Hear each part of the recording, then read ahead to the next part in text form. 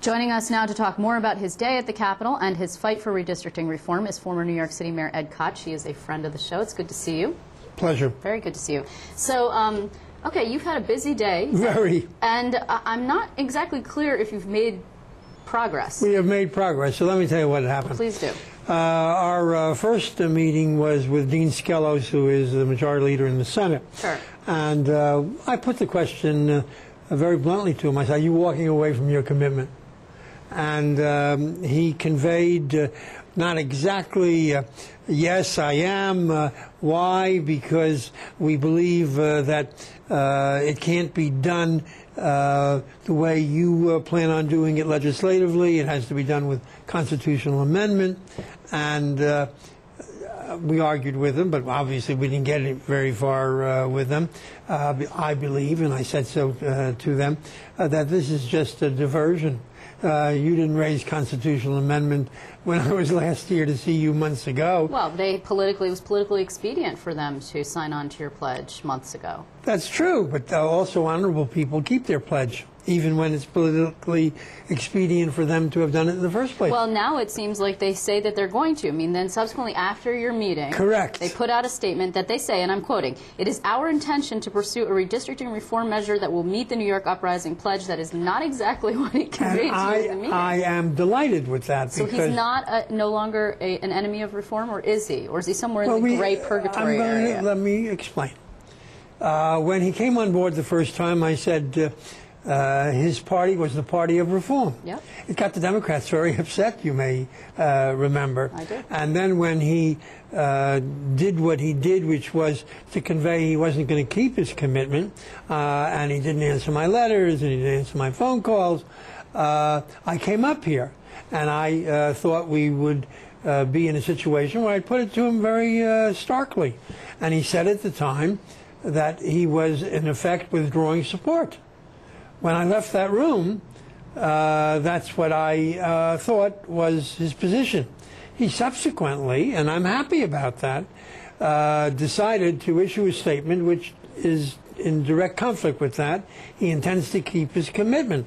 I intend, like Jack Kennedy did, to accept the letter that's helpful. You remember with Castro, there were two letters, or with Khrushchev?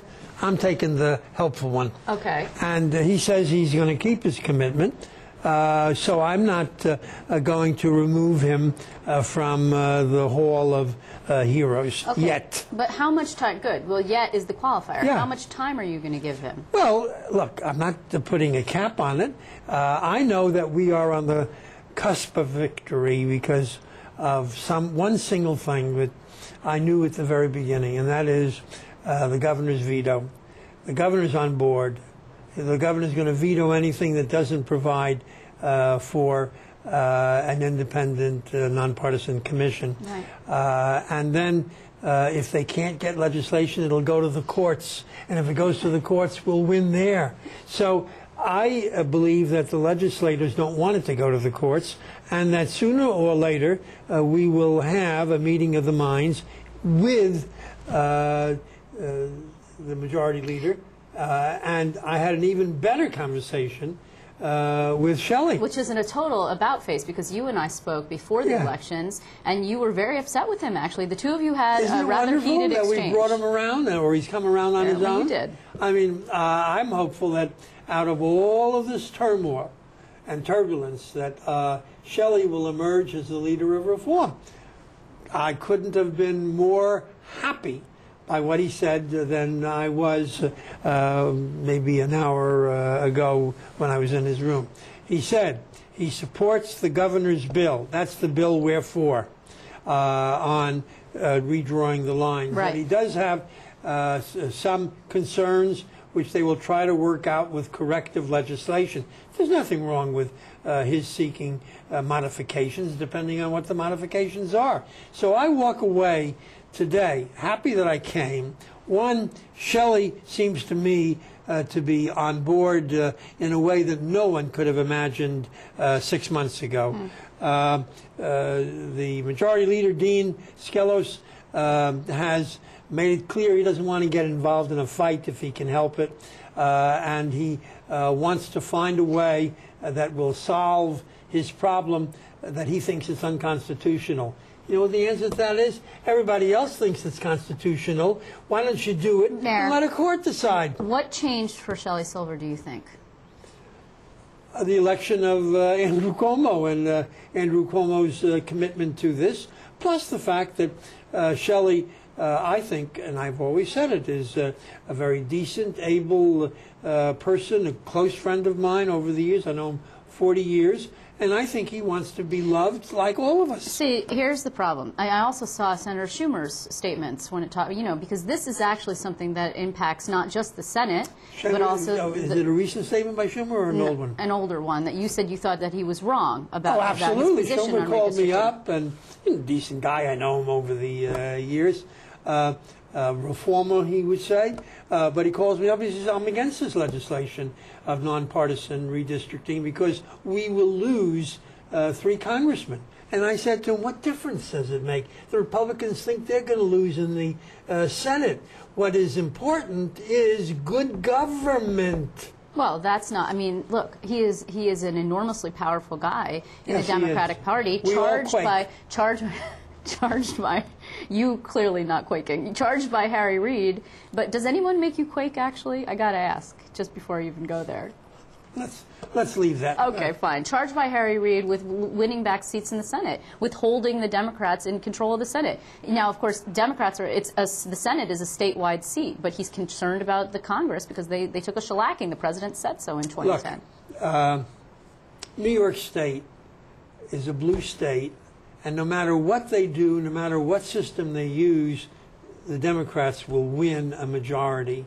No question about that, in most of the legislatures in this state. So that's not what we're talking about. We're talking about fairness, level field, the future. We don't want legislators in Albany to pick their constituents. We want their constituents to pick their legislators. You know, when you look at public opinion polls, and this is something that the Republicans often say, people don't care about this. I know that. They care about taxes. They care about jobs. Yeah, and they care about right. I know that. Okay. I know that. And in fact, in the last election, the outrage that people were giving mouth to wasn't reflected in the polls.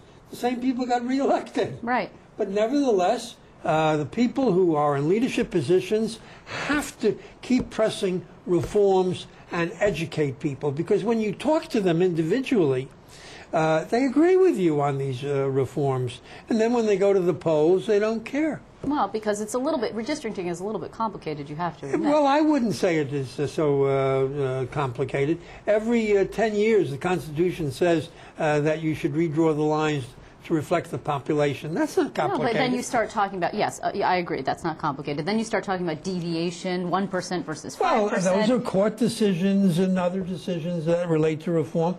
There's no question that you have to involve people in a very strong educational program on an issue like redistricting. But it's worth doing. It's absolutely essential. Well, or you wouldn't be spending so much time doing it. If I didn't think it was worth doing, I wouldn't be spending so much time. How much time do I have left? 86. Well, hopefully a lot. Here's the question, though. The robocalls, you're now going to flip it around. You did pro-robocalls for people who were reform heroes who had signed your pledges. Now you're going to do calling out people and calling them enemies who used to be reformers. As a result of these conversations, we have to regroup on my side and decide when it's appropriate to do that. I mean, I don't want to push Skelos away if he's coming my way. So how are you going to make that Well, we decision? have to decide that. I'm not the only one who decides campaign strategy. We have about a half a dozen people. Half of them are smarter than I am, and I'm smarter than half of them. So, okay, so you're going to make a decision soon, then, so we'll be hearing from you again.